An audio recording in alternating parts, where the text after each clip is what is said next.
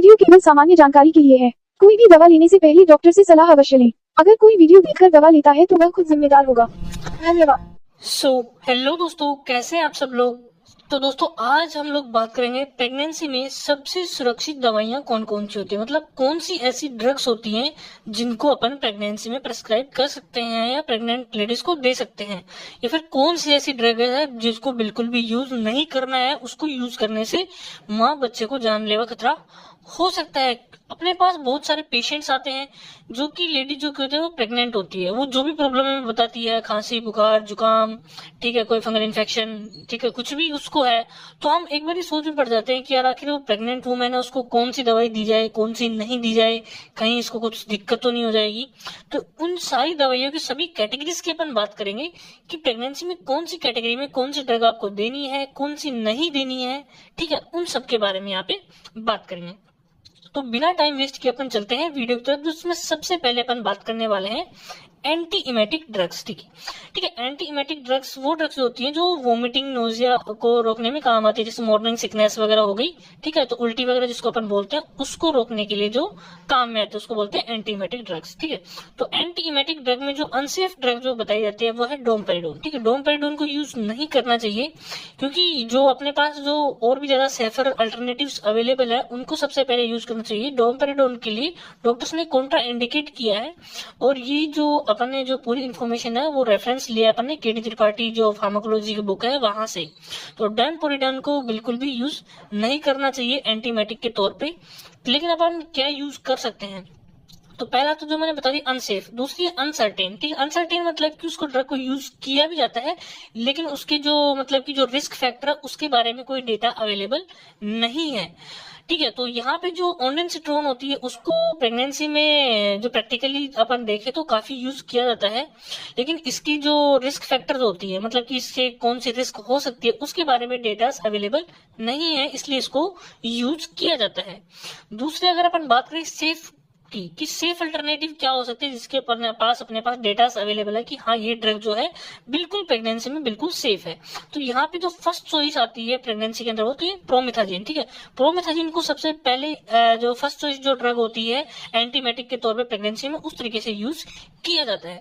दूसरा आता है डोक्सिलामाइन, जो कि डोक्सिलामाइन सेक्सिनेट पैराडॉक्सिन की कॉम्बिनेशन में जो ड्रग आती है उसको अपन यूज कर सकते हैं, या फिर जो मेटाक्लोप्रोपामाइड जो आती है, ठीक है, इसको अपन जो रेगुलर इंजेक्शन जो बोलते हैं उसको अपन यूज कर सकते हैं। तो एंटी इमेटिक के तौर पे मैंने तीनों बता दिया आपको। डोमपेरिडोन को यूज अवॉइड करना है आपको, ठीक है। ऑन्डेनसिट्रोन अगर आप यूज करना चाहो तो कर सकते हो, अगर आपके पास अवेलेबल है प्रोमिथाजिन, डोक्सिलामाइन, मेटाक्लोप्रोपामाइड, तो इनको आप प्रायोरिटी दीजिए, सबसे पहले इनको यूज कीजिए क्योंकि ये बिल्कुल सेफ ड्रग होती है। ठीक है, तो ये होगी एंटीमेटिक। जब भी कोई वॉमिटिंग के लिए शिकायत लेके आए तो आप उनको ये ड्रग देंगे।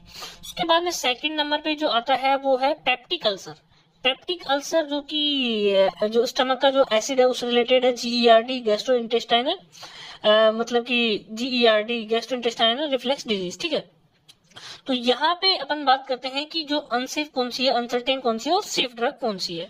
तो पेप्टिक अल्सर के अंदर जो अपन जो बात करते हैं सीसाप्राइड ड्रग को जो 2011 से पहले यूज किया, मतलब कि नॉर्मली यूज किया जाता है, लेकिन उसके बाद में इसके जो रिस्क फैक्टर को देखते हुए इसको कम्प्लीटली बैन कर दिया गया है। 2011 में इसको जो इंडियन गवर्नमेंट है उसने बिल्कुल बंद कर दिया है, ये आपको मार्केट में देखने को नहीं मिलती है।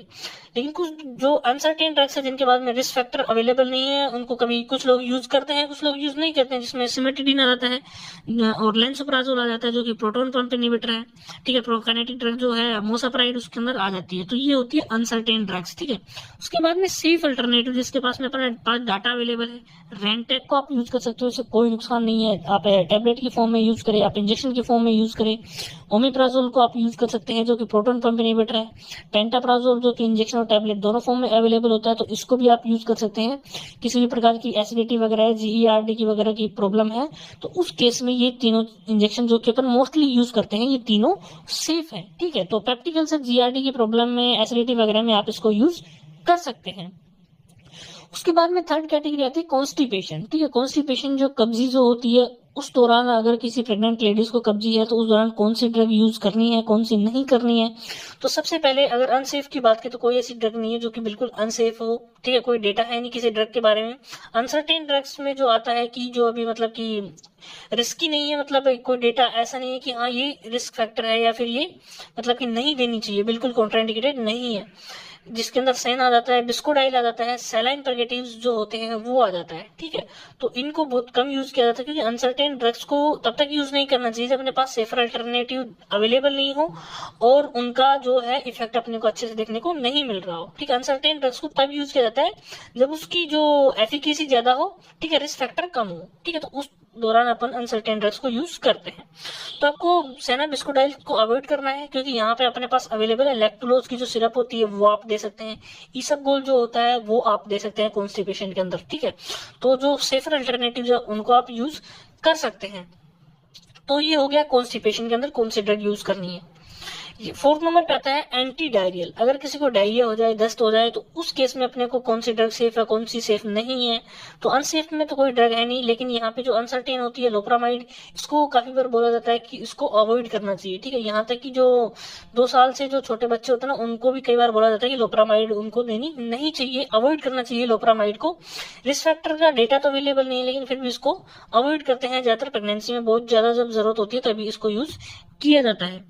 उसके बाद में सेफर अल्टरनेटिव की बात करें तो ओरल रिहाइड्रेशन जो थेरेपी होती है, ओआरएस जो सोल्ट होता है वो सबसे बिल्कुल सेफ है। ठीक है, उसको आप नॉर्मल पेशेंट को दीजिए या फिर प्रेग्नेंट लेडी को दीजिए, कोई दिक्कत नहीं है। ठीक है, यहाँ पे लेकिन आपको जरूरत पड़ती है ओआरएस से पहले आप उसको बीपी मेजर कर लें कि बीपी नॉर्मल है या नहीं है। ठीक है, तब आप ओआरएस दे सकते हैं।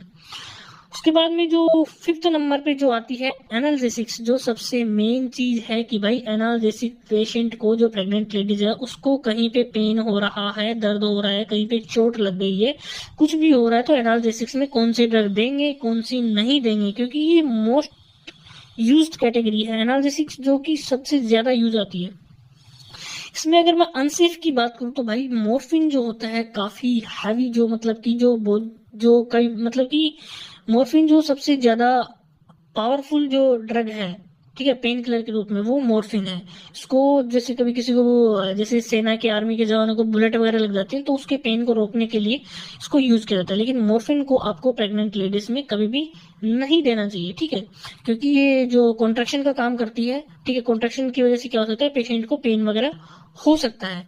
ठीक, तो मॉर्फिन को अवॉइड करना चाहिए। उसके बाद में अनसर्टेन है, एस्पिरिन जो होती है, एस्पिरिन को नहीं दिया जाता है क्योंकि ये जो होती है ब्लड को अल्टर करती है। ठीक, उसके बाद में नसेड्स की कैटेगरी में जो भी ड्रग आती हैं, जो जो डाइक्लोफिनेक आ गई, एसिक्लोफिनेक आ गई, ठीक है, इन सबको यूज नहीं किया जाता है। ट्रामाडोल को भी यूज नहीं किया जाता है मोस्टली केसेस में, बहुत कम। मतलब एस्पिरिन को यूज करते हैं तो लो डोज में, नसेड्स से ट्रामाडोल को जब जरूरत पड़ती है ना ज्यादा ही, तभी इनको यूज किया जाता है।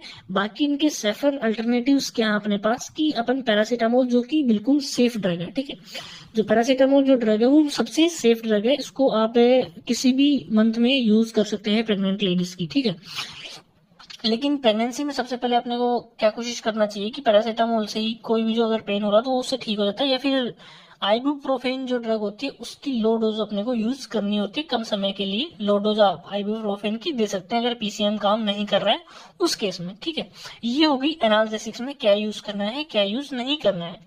उसके बाद में 5th नंबर पे आता है किसी को कोल्ड एंड कफ हो गया है तो उस केस में अनसेफ ड्रग कोई नहीं है। ठीक है, अनसर्टेन जो डेक्स्ट्रोमेथोर्पन की जो सिरप आती है, ठीक है, सूखी खांसी के लिए जो यूज किया जाता है, रेस्कोप डीएक्स वगैरह आ गई। ठीक है, उसके बाद में कोडीन को तो अब बहुत कम यूज किया जाता है, जैसे नॉर्मल प्रैक्टिस में इसको यूज नहीं किया जाता है। प्रेग्नेंट लेडीज हो या फिर वो मतलब कि नॉर्मल पर्सन हो, कोडीन को बहुत कम यूज किया जाता है। प्रोमैक्सिन, इसको लिए भी कोई अपने पास डेटा अवेलेबल नहीं है कि इसका कोई रिस्क फैक्टर है, तो कुछ लोग यूज करते हैं कुछ लोग यूज नहीं करते हैं। वैसे नॉर्मली देखा जाए तो यूज लोग डेक्स्ट्रोमेथोर्पन और ब्रोमैक्सिन को कर लेते हैं। जो मैं अपने जो प्रैक्टिकली जो बात बता रहा हूँ प्रैक्टिस की, तो कर लेते हैं, इसका इतना कोई रिस्क फैक्टर है नहीं, लेकिन फिर भी उसको अनसर्टेन ड्रग में रखा गया है क्योंकि इसके बारे में डेटा अवेलेबल नहीं है। तो वो फिर जो थ्योरेटिकली बात होती है वो यही होती है कि अगर डेटा अवेलेबल नहीं है तो इसको अनसर्टेन ड्रग में ही रखा जाता है। सेफर अगर अपन बात करें तो जो ऑक्सीमेटाजोलिन है, ब्यूडेसिनोइड है, ठीक है, ये जो नेजल ड्रॉप्स होती हैं ये बिल्कुल सेफ होती हैं। ठीक है, जो जो ब्यूटेसनोइड जो इनहेलेशन भी है, ठीक है, जो ऑक्सीमेटाजोलिन की जो नेजल ड्रॉप आती है उनको आप यूज कर सकते हैं, वो बिल्कुल सेफ मानी जाती है, ठीक है। उसके बाद में जो नेक्स्ट कैटेगरी है वो है एंटी एलर्जिक। अब किसी को एलर्जी हो गई है तो उस केस में एसिटामिजोल जो पहले यूज की जाती थी, लेकिन इसको बिल्कुल बैन कर दिया गया है क्योंकि इसके रिस्क फैक्टर होते हैं, ये कार्डियक प्रॉब्लम जनरेट करती है, ठीक है। तो जो बच्चा है, जो फीटस है, उसके लिए बहुत ज्यादा रिस्की ड्रग होती है, इसलिए इसको बैन कर दिया गया था। उसके बाद में जो है एंटी एलर्जिक में सिट्राजिन और फेक्सोफेनेडिन, इनको बहुत कम यूज करते हैं, ठीक है। जब जरूरत पड़ती है कि ज्यादा ही कि हाँ इसकी जरूरत ही है अपने को, बाकी ड्रग्स काम नहीं कर रही हैं, लेकिन अगर अपन देखें तो अपने पास बाकी ड्रग्स अवेलेबल हैं। क्लोरफेनरामाइन जो सीपीएम जो ड्रग होती है, इसका काफी अच्छा इफेक्ट देखने को मिलता है, तो ये यूज कर सकते हैं। प्रोमिथाजिन जो ड्रग होती है वो एंटी एलर्जिक की तरह भी काम करती है और एंटीबायोटिक की तरह भी काम करती है, तो इसको भी अपन यूज कर सकते हैं। सिट्राजिन फेक्सोफेनेडिन को यूज किया जाता है, लेकिन बहुत कम यूज किया जाता है। जब अपने को इसका मतलब कि जरूरत पड़ती है, कि इसके इफेक्ट की ज्यादा जरूरत पड़ती है और इस फैक्टर बहुत कम होते हैं, ठीक है, उस केस में इन दोनों ड्रग्स को यूज करते हैं, ठीक है। तो यहाँ पे एंटी एलर्जिक ड्रग में आप ये यूज कर सकते हैं। उसके बाद में आती है एंटी मलेरियल ड्रग, ठीक है। एंटी मलेरियल ड्रग में बात करें तो प्रामाक्विन जो होती है बिल्कुल अनसेफ ड्रग है, इसको बिल्कुल भी यूज नहीं करना है। इससे सीवियर हीमोलाइसिस का प्रॉब्लम हो सकता है, जो कि अबॉर्शन वगैरह को कोज कर सकता है, कि जो किसी भी मंथ में अगर आप दे रहे हो तो मतलब कि जो प्रेगनेंसी लॉस या अबॉर्शन जैसी प्रॉब्लम हो सकती है, तो इसलिए उसको प्रामाक्विन को एंटी मलेरियल के रूप में कभी भी यूज नहीं किया जाता है। अगर किसी प्रेग्नेंट लेडीज को मलेरिया हुआ है तो प्रामाक्विन को बिल्कुल अवॉइड करना चाहिए, ठीक है। तो बिल्कुल भी अगर आप यूज करोगे तो उसको सीवियर हिमोलाइसिस की प्रॉब्लम होगी, दोनों को, माँ और बच्चे को, दोनों को खतरा हो जाता है। या फिर अनसर्टेन है आर्टिमिथर आर्टिसोनेट, इसके बारे में भी कोई डेटा अवेलेबल नहीं है। आप सभी को पता है कि आर्टिमिथर आर्टिसोनेट एक मतलब कि जो नई नई ड्रग है, इसके बारे में भी इतना डेटा अवेलेबल नहीं है, तो कुछ लोग उसको यूज करते हैं, कुछ लोग यूज नहीं करते हैं। तो प्रैक्टिकली तौर पे देखा जाए तो आर्टिसोनेट को यूज किया जाता है, लेकिन बहुत कम यूज किया जाता है। जैसे बाकी ड्रग अगर काम नहीं कर रही हो तब उसको यूज करते हैं। सेफर अल्टरनेटिव की बात करें तो जो क्लोरोक्वीन है या फिर मेफ्लोक्वीन है, इन दोनों को यूज कर सकते हैं। या फिर जो प्रोग्रानिल है ना, उसको फिर क्या करते हैं, फर्स्ट ट्राइमेस्टर के अंदर ही यूज किया जाता है। तो प्रोग्रानिल क्लीन को आप यूज कर सकते हैं, क्लोरोक्वीन को आप कभी भी यूज कर सकते हैं, मेफ्लोक्वीन को भी आप कभी भी यूज कर सकते हैं, ठीक है। या फिर यहाँ पे पर बोले कि जो पायरेमिथामाइन और जो सल्फाटॉक्सिन की जो कॉम्बिनेशन ड्रग जो आती है, उसको सिंगल डोज में यूज किया जा सकता है, लेकिन सिंगल डोज ही बताई गई है यहाँ पे, ज्यादा आपको यूज नहीं करना है। तो एक डोज आप दे सकते हैं और एक डोज देने पे जो मलेरिया है वो खत्म भी हो जाता है। तो यहाँ पे सेफर अल्टरनेटिव अपने पास अवेलेबल है, इनको यूज किया जाता है। अगर इनसे बात नहीं बनती है तब जाके आर्टिसोनेट आर्टिमीटर पे मतलब कि इंजेक्टेबल फॉर्म में ये दी जाती है, ठीक है। तो ये होगी एंटी मलेरियल ड्रग्स। उसके बाद में 9th नंबर पे अपन देखो एंटी फंगल ड्रग, जो बहुत ज्यादा मतलब कि दिक्कत रहती है, कि जो फंगल इन्फेक्शन के चांसेस बहुत ज्यादा रहते हैं प्रेगनेंसी केस में, ठीक है। तो यहाँ पे सेफ, अनसेफ, अनसर्टेन कौन कौन सी ड्रग है। तो अनसेफ की अगर मैं बात करूँ तो एम्फोटेरिसिन बी है, इट्राकोनाजोल है, कीटोकोनाजोल है, ग्रिसिफिलिन है, इनको बिल्कुल भी यूज नहीं करना चाहिए। आपको ध्यान रखना चाहिए, इट्राकोनाजोल और कीटोकोनाजोल अपने जो प्रैक्टिस में बहुत ज्यादा यूज आती है, तो आपको गलती से भी ये इट्राकोनाजोल कीटोकोनाजोल प्रेगनेंसी में नहीं देनी है। प्रेगनेंसी लॉस का इससे चांसेस रहता है, ठीक है। जो अपन बोलते हैं तो कि अबॉर्शन के चांसेस रहते हैं, इससे अबॉर्ट हो सकता है बच्चा, इसलिए आपको बिल्कुल ध्यान रखना है कि इट्राकोनाजोल कीटोकोनाजोल ग्रिसिफिलिन जो अपन ज्यादातर यूज करते हैं, इनको बिल्कुल भी यूज नहीं करना है। अनसर्टेन की बात करो तो फ्लूकोनाजोल और टर्बिनाफाइन, ठीक है। तो अपन फ्लूकोनाजोल टर्बिनाफाइन के बारे में डेटा अवेलेबल नहीं है कि हाँ ये रिस्की है, इसलिए इनको कई बार यूज किया जाता है। तो फ्लूकोनाजोल टर्बिनाफाइन को कई बार यूज किया जा सकता है, लेकिन इन दोनों को एक साथ कभी भी यूज नहीं करते, तो आपको फ्लूकोनाजोल यूज करनी होती है, फिर टर्बिनाफाइन, ठीक है। उसके बाद में सेफर अल्टरनेटिव की बात करें तो यहाँ पे सेफर अल्टरनेटिव में सिर्फ टॉपिकल ड्रग्स को बताया गया है, जिसके अंदर क्लोट्रिमाजोल, नास्टेटिन, ठीक है, और टोलनाफटाटे, ये तीनों ड्रग्स को आप टॉपिकल तौर पे यूज कर सकते हैं, ठीक है। तो इस प्रकार से ये जो प्रेगनेंसी के अंदर जो सबसे सुरक्षित, सबसे सेफ ड्रग्स थी, उनकी 9 कैटेगरी अपन ने बता दी है। तो वीडियो को लंबा ना हो इसलिए अपन ने इसका ये पार्ट फर्स्ट रखा है, ठीक है। ये पार्ट फर्स्ट है, और नेक्स्ट जो पार्ट सेकंड जो आएगा उसमें आपको देखने को मिलेगा कि एंटीवायरल ड्रग्स में कौन सी यूज करनी है, कौन सी नहीं करनी है, और जो सबसे जो जरूरत जो चीज होती है जानने की वो है एंटीबायोटिक्स, ठीक है। एंटीबैक्टीरियल जो मैं बोल दूँ या फिर एंटीबायोटिक्स मैं बोल दूँ, कौन सी यूज करनी है, कौन सी यूज नहीं करनी है, वो सारी जो सबसे मेन ड्रग है वो आपको पार्ट 2 में देखने को मिलेंगी। अगर आप पार्ट 2 देखना चाहते हैं तो कृपया इसको लाइक करें, शेयर करें, सब्सक्राइब करें। इस पे अगर मेरे को अच्छा मतलब रेस्पॉन्स देखने को मिलता है वीडियो पे, तो मैं इसका पार्ट 2 लेकर के आऊँ, जिसमें आपको एंटी वायरल और एंटीबायोटिक्स जो होती हैं, ठीक है, और भी काफी जो ड्रग्स जो होती हैं जो कि अपन नॉर्मली यूज करते हैं, उनके बारे में जो नेक्स्ट कैटेगरी में सारी ड्रग्स को कवर कर लिया जाएगा। तो नेक्स्ट वीडियो में अपन मिलेंगे, वहां पे बात करते हैं। और ये कि यहाँ पे जो सबसे मेन चीज मैं बता दूं, कोई भी प्रेग्नेंट लेडी अगर आपके पास आती है किसी भी प्रॉब्लम को लेकर, तो कोशिश कीजिए कि आप उसको मतलब कि ड्रग्स से बचने की कोशिश कीजिए, कि नॉर्मल जो ड्रग्स होती हैं उनको ही यूज करें, ज्यादा हैवीएस्ट पे ना जाएं। और जो ओवर द काउंटर ड्रग जो होती हैं, ओटीसी काउंटर ड्रग, अगर कोई भी ड्रग ओटीसी ड्रग है तो इसका मतलब ये नहीं है कि वो प्रेगनेंसी में सेफ होगी, ठीक है। जैसे पैरासीटामोल वगैरह ओवर द काउंटर ड्रग है लेकिन वो सेफ है, लेकिन काफी ड्रग्स जो होती हैं वो ओटीसी भी है लेकिन वो सेफ नहीं होती है। तो ओवर द काउंटर का मतलब ये नहीं कि आप किसी को भी दे सकते हैं। तो प्रेग्नेंट लेडी में उसके रिस्क फैक्टर हो सकते हैं, ये चीज आपको ध्यान रखनी है। और ड्रग का आपको बहुत कम से कम यूज करना चाहिए, अवॉइड करना चाहिए ड्रग को यूज करने से प्रेगनेंसी के अंदर, ठीक है। तो ये चीजें आपको ध्यान रखनी चाहिए। बने रहिए नेक्स्ट पार्ट के लिए, तब तक के लिए थैंक यू, धन्यवाद, जय हिंद, जय भारत।